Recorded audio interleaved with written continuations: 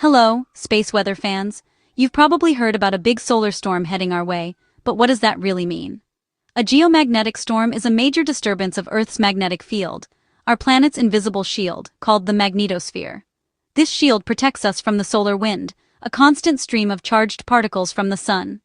Usually, the magnetosphere deflects these particles, but sometimes the sun sends a much stronger blast. When that happens, the shield gets shaken and stretched, causing a geomagnetic storm. These storms don't bring rain or wind, they happen high above us, in the upper atmosphere and space. The energy from a solar storm interacts with atmospheric gases, creating the aurora, or northern and southern lights. During strong storms, auroras can be seen much farther from the poles than usual. While geomagnetic storms can disrupt technology, they also create spectacular natural light shows. The strength of these storms is measured from G1, minor, to G5, extreme. G1 storms cause minor fluctuations. G5 storms are rare and can cause blackouts and widespread disruptions. The current G4 watch means we're expecting a severe storm, just one step below the most extreme. In short, a geomagnetic storm is a temporary but intense disruption of Earth's magnetic bubble, caused by a massive burst of solar material. These events can create stunning auroras and disrupt the technology we rely on every day. Understanding geomagnetic storms is crucial in our tech-dependent world. It helps us prepare for impacts and appreciate the sun's incredible power. Our planet's connection to the sun is both beautiful and, at times, challenging. Let's dive deeper into why this week's storm is making headlines. Now let's talk about the current situation.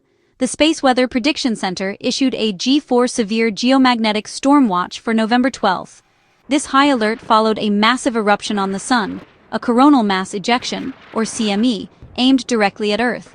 The sun has been especially active, with a series of eruptions from a sunspot cluster firing off flares and CMEs in rapid succession.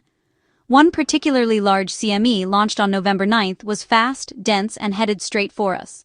Scientists modeled its path and predicted it would hit Earth late on November 11th, peaking on November 12th.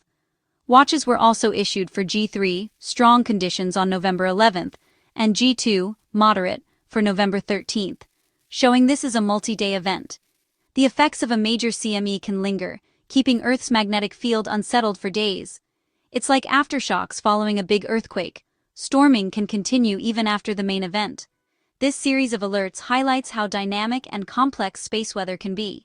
The G4 watch is the main headline because it signals the potential for significant impacts on our technology. Power grid operators, satellite controllers, and airlines all take precautions during these events. For the rest of us, it's a chance to see incredible auroras and be aware of possible disruptions to GPS and radio. The sun's activity over several days has created a complex situation for Earth. Let's look at what a CME really is and why it matters. So, what exactly is a CME? A coronal mass ejection is one of the sun's most powerful eruptions. The sun's outer atmosphere, the corona, is a super-hot layer of charged particles shaped by magnetic fields. Sometimes these magnetic fields snap and release a huge bubble of plasma and magnetic field into space. A CME. Imagine billions of tons of solar material blasting out at millions of miles per hour. A CME is different from a solar flare. Flares are bursts of radiation, while CMEs are eruptions of matter. If a CME erupts from a part of the sun facing Earth, it can travel directly toward us, taking anywhere from less than a day to several days to arrive. Faster CMEs give us less warning time. The recent G4 storm was caused by a halo CME, one that appears to expand in a circle around the sun, indicating it's heading straight for us. Scientists use special telescopes called coronagraphs to spot these events. When a halo CME is detected from the right location, it's a clear sign Earth is in the path. This is what set the stage for the significant space weather event we just experienced. Now, let's see how this week's solar activity unfolded. The G4 storm watch capped off a week of intense solar activity from a hyperactive sunspot region. From November 9th to 12th, this sunspot was perfectly positioned to send eruptions straight at Earth. It unleashed a series of solar flares and CMEs, creating a complex space weather environment. The first major flare and CME on November 9th signaled that a significant geomagnetic storm was likely. More flares and smaller CMEs followed, adding to the complexity. Sometimes, multiple CMEs merge in space, creating a cannibal CME that's even more potent. Forecasters had to consider these interactions when predicting the storm's strength and timing. The first CME arrived on November 11th, causing G3 storm levels and auroras at lower latitudes. The main CME hit on November 12th, pushing conditions to G4. The effects are now subsiding as Earth moves through the storm's wake. This week has shown how an active sun can keep our planet's space environment in constant turmoil. But what triggered the initial eruption? Let's focus on the X5.1 solar flare. The event that started it all was the massive X5.1 solar flare on November 9th. Solar flares are ranked by strength A, B, C, M, and X, with X being the most powerful. The X5.1 flare was one of the strongest of this solar cycle. It was a colossal explosion of radiation from the active sunspot region. The immediate effect: a strong, widespread radio blackout on the sunlit side of Earth. The flare's power signaled that a large, fast CME was likely on the way. Scientists quickly checked coronagraph images and confirmed a massive, fast-moving halo CME. The flare's intensity helped forecasters estimate the CME's speed and potential impact. In essence, the X5.1 flare was a giant warning siren for a major solar eruption. This connection between flare size and CME impact is crucial for space weather forecasting. The X5.1 flare put everyone on high alert for the severe geomagnetic storm that followed. Now, let's see how scientists track these storms as they head for Earth. Here's how the experts stay ahead of space weather. How do experts know when a solar storm is coming? It starts with a fleet of satellites watching the sun 24/7. NASA's Solar Dynamics Observatory provides high-res images to monitor sunspots and flares in real time. Coronagraphs on spacecraft like SOHO let scientists spot and track CMEs as they leave the sun. By analyzing these images, they estimate the CME's speed and direction. Data is fed into computer models, like noaaauroraforecast, to predict arrival time and strength at Earth. There's always some uncertainty. Space isn't empty, and solar wind conditions can change a CME's speed.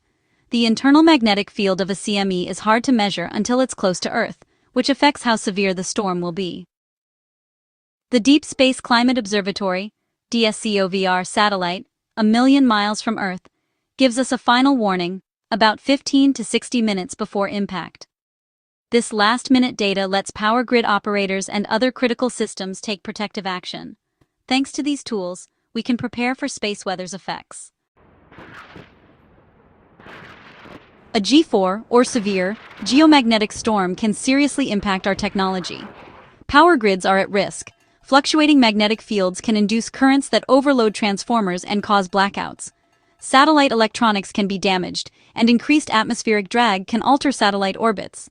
GPS signals may be scrambled, affecting navigation for aviation, shipping, and even your phone. High-frequency radio communication, especially over the poles, can be blacked out, forcing airlines to reroute flights. The storm's effects can last for hours and disrupt communications globally. On the bright side, G4 storms create spectacular auroras visible much farther from the poles than usual. During this storm, the northern lights were likely seen across much of the northern US and parts of Europe. For many, it was a rare chance to witness one of nature's greatest shows. In our digital age, it's crucial to get space weather information from official, reliable sources. The Space Weather Prediction Center, SWPC, at NOAA, is the primary source in the U.S. Visit spaceweather.gov for forecasts, alerts, and real-time data. NASA's missions, like the Solar Dynamics Observatory, provide stunning imagery and scientific background. Many space weather communicators and scientists translate technical data into easy-to-understand updates on platforms like YouTube and X. Following trusted sources ensures you get accurate, up-to-date information without hype. Bookmark official sites and check them during active solar periods. Combining SWPC forecasts, NASA science, and expert communicators gives you a complete picture of any solar storm. Stay informed to be prepared and enjoy the science behind these events. This week's G4 storm is a powerful reminder of our dynamic relationship with the sun. As our reliance on satellites and power grids grows, so does our vulnerability to space weather. G4 storms are significant, but history shows even stronger events are possible. That's why space weather forecasting and public awareness are so important. Knowing what a geomagnetic storm is and where to get reliable updates helps you stay prepared and avoid anxiety. The sun is heading towards solar maximum, so more storms are likely in the coming years. Stay curious, stay informed, and keep looking up. You never know when the next aurora will light up the sky. Thanks for joining me on this journey through an exciting space weather event.